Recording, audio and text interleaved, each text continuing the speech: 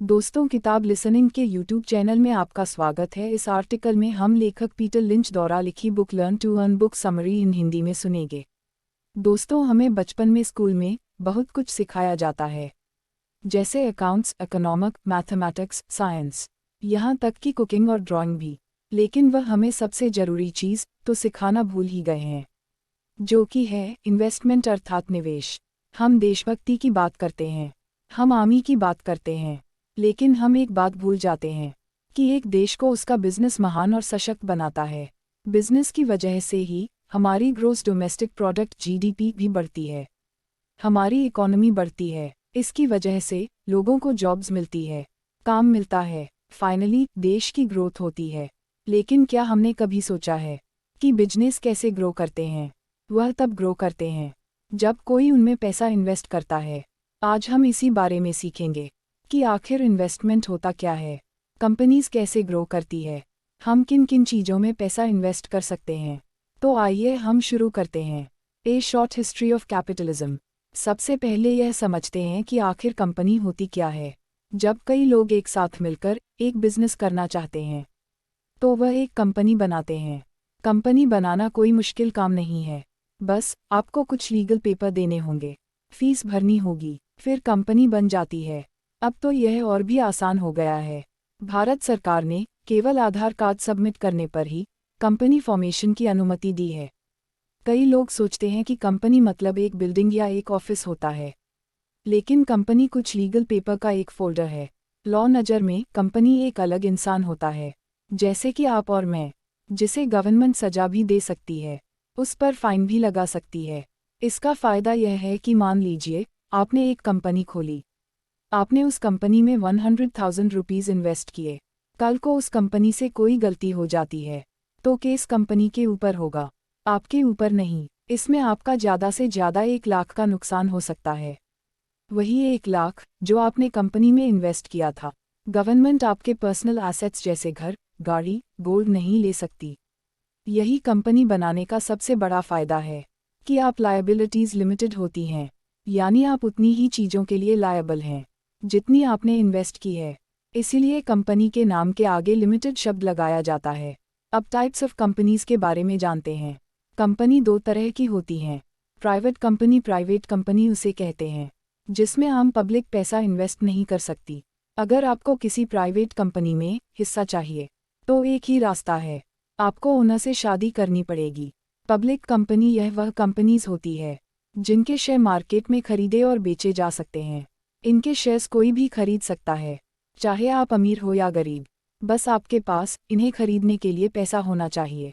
जब भी हम किसी कंपनी के शेयर्स खरीदते हैं तो लीगली हम कंपनी के मालिक बन जाते हैं। बेशक छोटे से ही सही, लेकिन मालिक जरूर बनते हैं। हम अपनी पसंद की किसी भी कंपनी के शेयर खरीद सकते हैं। The basic of investing. अक्सर देखा गया है कि ज़्यादातर लोग जिंदगी में काफ़ी लेट इन्वेस्टमेंट करने के बारे में सोचते हैं, क्योंकि उनका यह कहना होता है कि अभी जॉब नहीं लगी, मैं अपनी जिम्मेदारी को पूरा कर लूँ। लेकिन हम जितनी जल्दी इन्वेस्टमेंट करना शुरू करते हैं उतना ही ज़्यादा हमें फ़ायदा होता है। इन्वेस्टमेंट का सबसे पहला लेसन है कि हमें सेविंग करने की शुरुआत करनी होगी। इसे एक एग्जाम्पल से समझते हैं। एक लड़का राजीव है जिसकी अभी नई नई जॉब लगी है, जिसे लोगों को दिखाना है कि वह अमीर बन चुका है। वह सोचता है कि अब क्यों न एक अच्छी सी 20 लाख तक की गाड़ी ले लूं। इसे खरीदने के लिए वह लोन लेता है। वह अपनी सारी सेविंग्स निकालकर 2 लाख रुपए का डाउन पेमेंट देता है, फिर 18 लाख रुपए का लोन ले लेता है। उसने 5 साल का लोन 11.6% के रेट पर लिया। अब हर महीने वह लगभग 40,000 रुपये उसकी इंस्टॉलमेंट भरता है। शुरू में राजीव जब भी अपनी नई गाड़ी कहीं पार्क करता तो लोग वाह वाह करते रह जाते, लेकिन 5 सालों के बाद गाड़ी पुरानी सी लगने लगी। अब ऐसी गाड़ी को देखकर कौन वाह वाह करता, लेकिन ऐसी गाड़ी खरीदने के चक्कर में राजीव ने लोन ले लिया। वही लोन को चुकाने के लिए उसे 6 लाख रुपए एक्स्ट्रा देना पड़ा, यानी कि एक गाड़ी पर 20 की जगह 26 लाख खर्च हुए। 5 साल के बाद जब अपने लोन चुका दिया तब उसके पास एक ऐसी गाड़ी थी जिसे अब वह पसंद भी नहीं करता था, जिसकी कीमत मार्केट में सिर्फ 8 लाख रुपए रह गई। वहीं दूसरी तरफ राजेश नाम के एक दूसरे समझदार लड़के को भी बिल्कुल सेम सैलरी पर जॉब मिली थी। राजेश ने भी गाड़ी ली, लेकिन सेकंड हैंड, वह भी बिना किसी लोन लिए। वह इस बात को समझता था कि गाड़ी उसके लिए बस एक ट्रांसपोर्ट का साधन है, जो उसे एक जगह से दूसरी जगह तक ले जा सकती है। गाड़ी पर कोई डेंट या स्क्रैच लगने से उसे कोई फर्क नहीं पड़ता था। वह अपनी सैलरी का एक बड़ा हिस्सा इन्वेस्ट कर रहा था। फिर एक ऐसा समय आया जब राजेश ने अपना खुद का घर खरीदा। उसने अपने ऊपर के 2 फ्लोर को रेंट पर दे दिया। फिर हर महीने पैसिव इनकम कमाने लगा। पैसिव इनकम वह होती है जिसमें किसी भी इंसान को एक्टिवली कुछ नहीं करना पड़ता, लेकिन फिर भी उसकी कमाई होती रहती है। अब राजेश को अपनी सैलरी के साथ रेंट भी मिल रहा था, यानी कि वह समझ गया था पैसों से और ज़्यादा पैसे कैसे बना जाते हैं, यानी अपने पैसों का सही इस्तेमाल कैसे किया जाता है। 5 बेसिक इन्वेस्टमेंट्स। जो इस बात को समझ गए हैं कि इन्वेस्टमेंट करना कितना ज़रूरी होता है, उनके पास पैसे इन्वेस्ट करने के 5 ऑप्शंस हैं। सेविंग्स अकाउंट यह बड़ा सिंपल सा कॉन्सेप्ट है जिसे हम में से ज़्यादातर लोग यूज़ करते हैं। इसमें हर महीने हम कुछ पैसे बैंक में डालते हैं। बैंक उन पैसों को दूसरों को लोन देने में इस्तेमाल करती है। लोन पर दिए गए पैसों पर बैंक ज़्यादा इंटरेस्ट लेती है, उससे कुछ कम इंटरेस्ट हमें देती है, यानी आप पैसे सेव करके उन पैसों से और पैसा कमा सकते हैं। सेविंग करने का हमारा मकसद होता है हम कम से कम इन्फ्लेशन को तो बीट कर सकें, यानी महंगाई को। इसे एक एग्जाम्पल से समझते हैं। मान लीजिए कि आज आपने बैंक में 6% के हिसाब से 100 रुपये जमा किए। 1 साल के बाद आपको 106 रुपये मिलेंगे, यानी 6 रुपीज़ इंटरेस्ट के रूप में। लेकिन बदकिस्मती से उस साल इन्फ्लेशन भी 6% ही था, यानी जो सामान आप पहले 100 रुपये में खरीदे थे, आज वही सामान आपको 106 रुपये में मिलेगा। इसका मतलब यह है कि आपका रियल रिटर्न तो 0% हुआ, यानी आपका पैसा आपके लिए कुछ नहीं कमा सका। इन्वेस्टमेंट इन कलेक्टिबल, इसका मतलब यह होता है किसी ऐसी कोई चीज़ खरीदना जिसके लिए फ्यूचर में लोग हमें ज़्यादा पैसे देने के लिए तैयार हो जाएं। एग्जाम्पल के लिए पुराने सिक्के, कोई एंटीक आइटम्स, कोई यूनिक पेंटिंग एटसी। जब हम इन चीज़ों में इन्वेस्ट करते हैं तो हम सोचते हैं आने वाले समय में यह लोगों को ज़्यादा अपील करेगी। जैसे मोनालिसा की पेंटिंग, लोग हमें उसके लिए ज़्यादा पैसे देंगे। लेकिन इसका सबसे बड़ा नुकसान यह है, हो सकता है कि यह सामान टूट जाए, जल जाए या चोरी हो जाए। ऐसी सिचुएशन में हमारी इन्वेस्टमेंट ज़ीरो हो सकती है।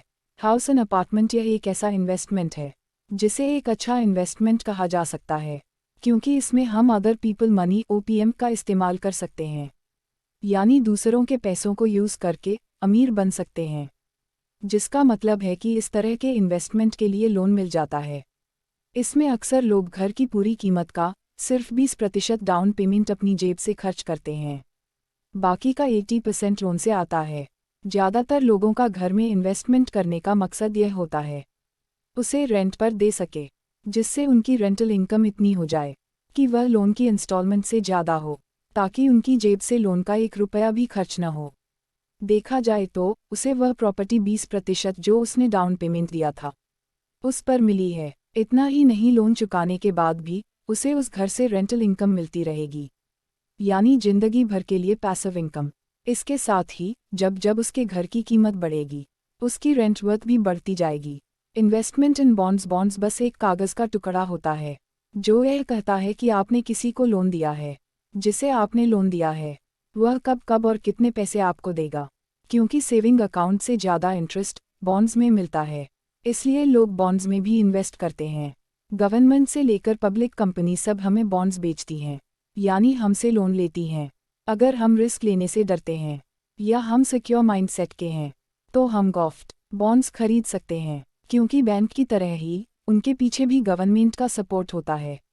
दूसरा ऑप्शन है पब्लिक कंपनी से बॉन्ड्स लेना। सबके मन में यह डाउट होता है, अगर हमने किसी कंपनी के बॉन्ड्स खरीदे फिर वह कंपनी ही बंद हो गई तो क्या होगा। इस केस में हमारे पैसे तब भी सिक्योर होते हैं, क्योंकि अगर कंपनी का दिवाला निकल जाता है तब इस कंपनी के एसेट्स की नीलामी की जाती है। इस नीलामी से जो पैसा आता है वह सबसे पहले बॉन्ड्स होल्डर्स को दिया है, उसके बाद में शेयर होल्डर्स को। हमारी इन्वेस्टमेंट तब रिस्क में होती है जब कंपनी के सारे एसेट्स को बेचने के बाद भी इतने पैसे इकट्ठे नहीं होते कि सभी बॉन्ड्स होल्डर्स के पैसे चुकाए जा सके। इसी वजह से कई लोग गॉफ्ट बॉन्ड्स ही लेना पसंद करते हैं। इन्वेस्टमेंट इन स्टॉक्स, कई लोग स्टॉक्स यानी शेयर को ही बेस्ट इन्वेस्टमेंट मानते हैं, क्योंकि इसकी रखवाली हमें नहीं करनी पड़ती है। इस तरह के इन्वेस्टमेंट में कंपनी जितने प्रतिशत ग्रो करेगी, हमारी वेल्थ भी उतने ही प्रतिशत ग्रो करती रहेगी। इसमें सबसे इंटरेस्टिंग बात तो यह है कि हमें उस कंपनी में कोई भी काम नहीं करना पड़ेगा।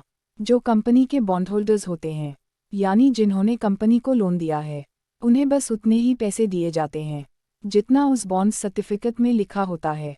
फिर वह कंपनी आगे चलकर चाहे माइक्रोसॉफ्ट या रिलायंस ही क्यों न बन गई हो, लेकिन जो शेयर होल्डर्स होते हैं वह कंपनी की ग्रोथ का पूरा मजा उठाते हैं। यानी अगर कंपनी 20 गुना बढ़ेगी तो उनकी इन्वेस्टमेंट भी 20 गुना हो जाएगी। अगर हमें इन्वेस्ट करना शुरू करना है तो ऐसा नहीं है हमें करोड़पति होना होगा या लखपति होना होगा। आप 500 रुपये से भी इन्वेस्ट कर इसकी शुरुआत कर सकते हैं। स्टेट बैंक ऑफ इंडिया का आज का शेयर प्राइस 447 रुपीज़ एंड 65 पैसे चल रहा है।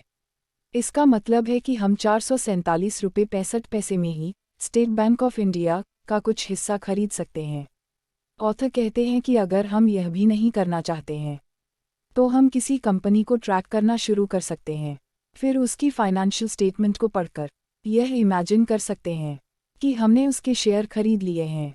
अब हमें यह देखना होगा क्या हम लॉन्ग टर्म में उस कंपनी को उतार चढ़ाव के बिहेवियर को प्रिडिक्ट कर पा रहे हैं या नहीं, यानी क्या हमारे इमेजिनरी शेयर की वैल्यू बढ़ी है या नहीं। जब हमें कुछ अंदाजा होने लगे तब हम सच में शेयर खरीदना शुरू कर सकते हैं।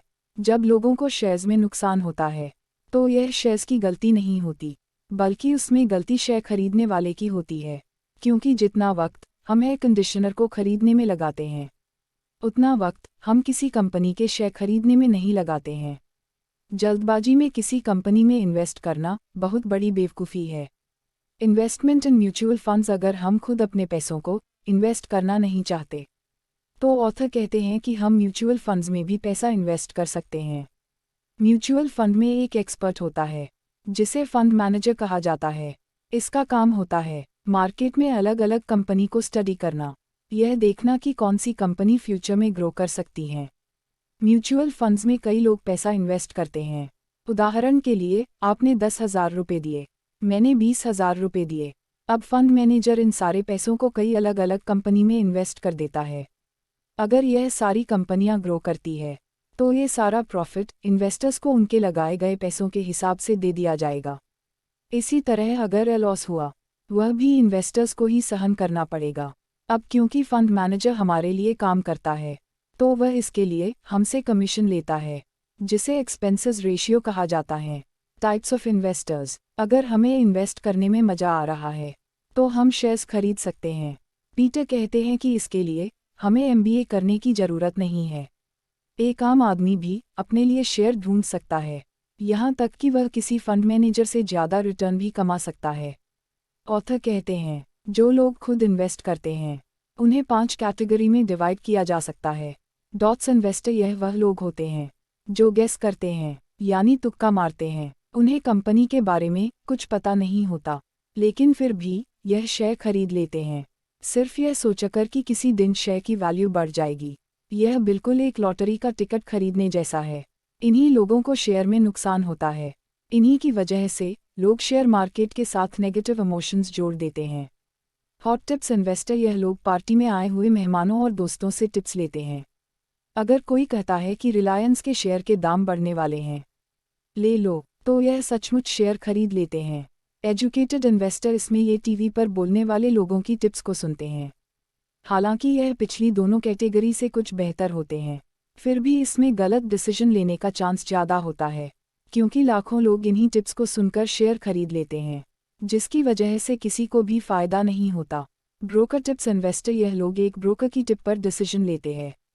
ब्रोकर जब आपसे कहता है कि मैंने कंपनी को एनालाइज किया हुआ है, इन कंपनीज में इन्वेस्ट कर दीजिए, आपका पैसा डबल हो जाएगा। हो सकता है कि आपका ब्रोकर इंटेलिजेंट हो, उसने सच में कंपनी को एनालाइज किया हो, लेकिन ब्रोकर तो कमीशन बेसिस पर काम करते हैं, यानी वह उन स्टॉक्स को खरीदने के लिए कहेगा जिसमें उसको ज़्यादा फ़ायदा हो। डूइंग ओन रिसर्च इन्वेस्टर, यह खुद अपनी समझ से कंपनी को स्टडी करते हैं, फिर अपनी तसल्ली के बाद ही इसमें पैसे इन्वेस्ट करते हैं। यह सबसे बेस्ट इन्वेस्टर होते हैं। अगर आप एक बेसिक इन्वेस्टर भी हैं, लेकिन इस कैटेगरी में आते हैं, तो बहुत हाई चांस है आप सक्सेसफुल होंगे। धन्यवाद।